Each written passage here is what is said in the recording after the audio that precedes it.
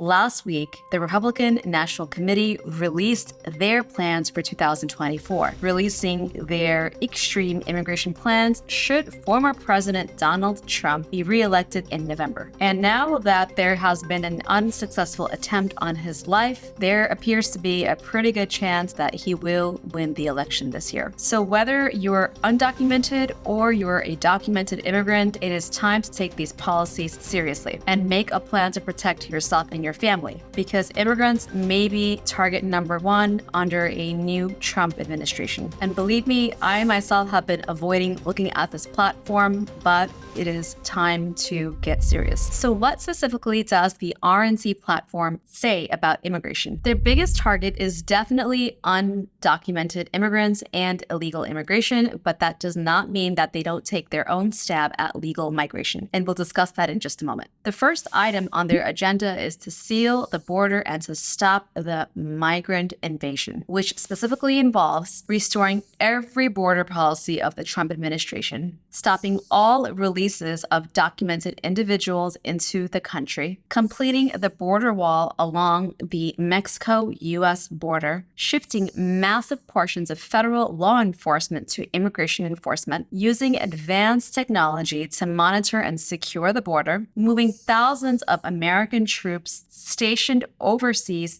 to the southern border, and deploying the Navy to create a blockade across the water. They essentially plan on spending a massive amount of taxpayer dollars in order to prevent anyone from getting in the country without going through our broken legal system. They also make it impossible for people to apply for asylum by reinstating the Remain in Mexico policy, which forces asylum seekers to wait in Mexico while their asylum case is being processed. The last time the Trump administration implemented the Remain in Mexico policy, only 8% of people applying for asylum were able to get legal representation, and only 4% of asylum cases were approved. They will also reinstate Title 42, a public health policy that was supposedly created to prevent the spread of COVID in the United States, but was ultimately used as a pretext to prevent and rapidly expel anyone caught trying to cross the U.S. border. In addition, the RNC plans on using the Alien Enemies Act under the guise of removing gang members and drug dealers from the U.S. However, this is likely to just be a pretense to give the Trump administration the power to remove any immigrants they wish without any due process. The Alien Enemies Act has been used on 3 separate occasions in U.S. history, and each one of these times were during a time of war. It is a law that gave the former President Franklin Delano Roosevelt permission to round up Japanese non-citizens and put them into internment camps during World War II. If enacted today, it would allow President Trump to detain and deport all non-citizens without due process, including legal residents. The RNC also says that they will bring back the travel ban, but this time they're not using it under the pretense of national security or improved security measures to justify it. Instead, they've openly come out and admitted that the real reason for the ban is to keep foreign, Christian-hating, communists, Marxists, and socialists out of America. They also say that they will use extreme vetting to ensure that jihadists and jihadist sympathizers are not admitted. That means anyone they want to label as jihadist sympathizer or communist or Marxist or socialist will be effectively banned from traveling to the U.S. If the previous ban gave us any indication of what life might be like and who they plan on targeting, chances are good that they will use this to prevent persons from a Muslim majority country from entering the U.S. Some of the countries that were previously banned through this previous travel ban in 2017 through 2021 included Iran, Iraq, Libya, Somalia, Syria, Yemen, North Korea, Venezuela, Sudan, Eritrea, Myanmar, Nigeria,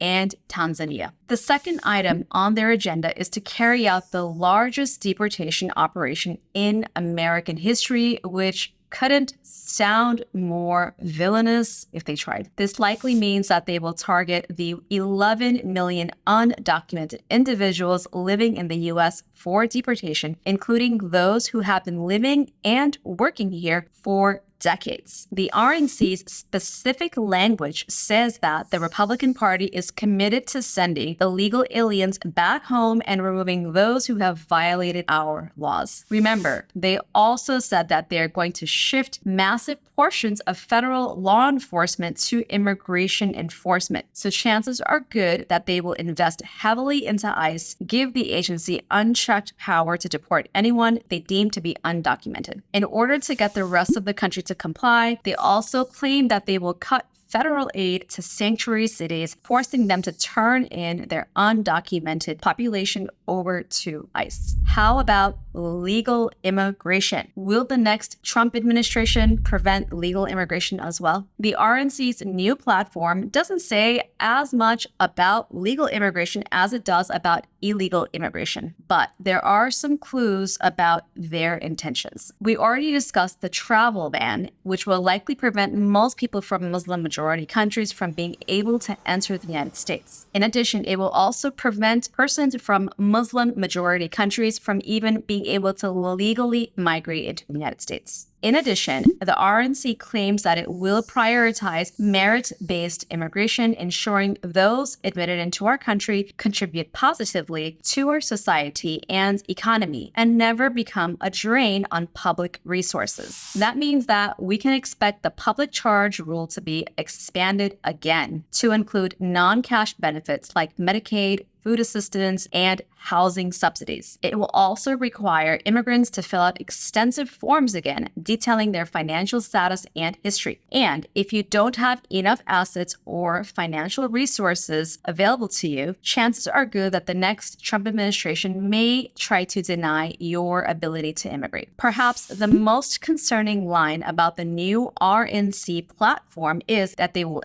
end chain migration, the foundations upon which this country was built.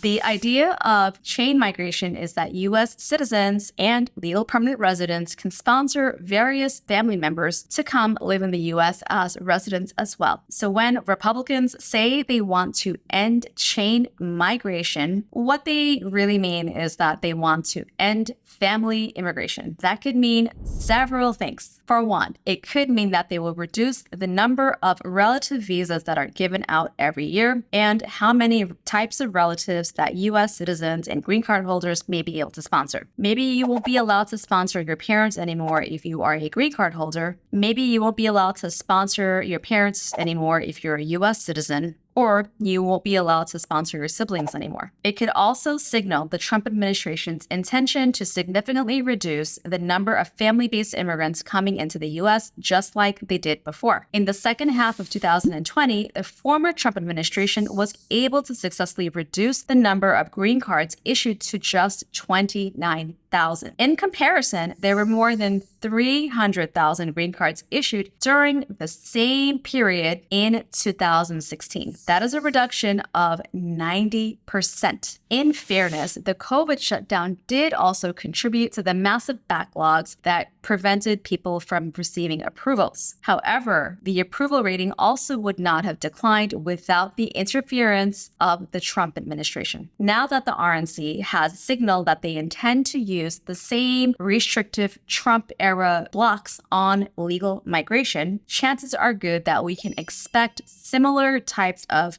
reductions in legal immigration, especially in the realm of family immigration. So what should you do in anticipation of such a restrictive immigration policy? First, if you are undocumented and you have an avenue to legalize your status, or at least an opportunity to explore legalizing your status, you should do so now. Now is the time to pursue your options, because next year, the options may not be available to you. If you qualify for Biden's parole in place rule that is expected to launch in just a few months, make sure that your documentation is ready. And if you're a green card holder, consider becoming a U.S. citizen if you have the opportunity to do so. Like I said, the Alien Enemies Act can be used to deport even persons who have been granted a green card. So you don't want to leave this to chance. Make sure you have copies of all of your documentation stored safely, and make copies of the same as well. Make photocopies of passports, birth certificates, marriage certificates, and any other documentation that may be required to prove immigration status. Leave copies with trusted friends and family members. Put a family preparedness plan in place in case someone gets detained or deported. Designate who will care for your children and assign powers of attorneys for persons to take care of your family and assist in financial matters should you become detained. If you're undocumented, maintain a low profile. Avoid unnecessary interactions with law enforcement and be careful about sharing any personal data with unfamiliar individuals. It is also a good idea to start building a support network by contacting local immigrant rights groups and establishing relationships with allies who can advocate on your behalf if necessary. In addition, consider saving money now for legal fees in the event of an emergency, and find an immigration lawyer you trust who you can contact at a moment's notice. I don't mean to sound so bleak, but we have already seen what has happened during the first administration. And that was when he wasn't even completely ready to dismantle the immigration system, which sounds like he is right now. He has had 4 years to prepare for his second term, and the Republican Party is making it clear that stopping immigration is one of their #1 priorities. And if you are unfamiliar with President Biden's recent parole in place program that was announced, I'll include a link to that video explaining who qualifies and what you may need. We still don't have all the details, but DHS estimates that nearly 500,000 undocumented immigrants may qualify for this program. If you'd like to learn more, click here to watch the next video and I'll see you there.